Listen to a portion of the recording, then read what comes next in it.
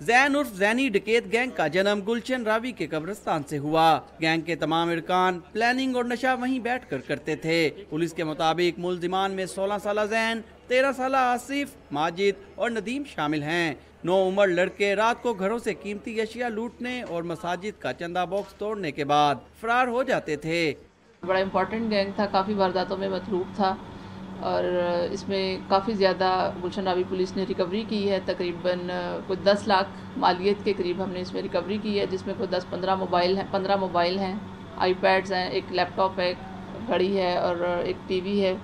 کم عمر ملزم زین نے اعتراف جرم کرتے ہوئے کہا کہ والدین کی وفات کے بعد گھر والوں نے نکال دیا، قبرستان میں پناہ لی اور نشے کی لت میں پڑ گیا۔ گھر سے بے دخل کیا گیا تو میں پاؤڈر پہ لگ گیا ہوں، پاؤڈر پہ لگ کے میں نے چوریاں کرنی شروع کر دی ہیں۔ وہ جس وجہ سے میں پاؤڈر لیتا تھا اس سے میں دیتا تھا۔ والدہ اور والد میرے فوت ہو گئے ہیں۔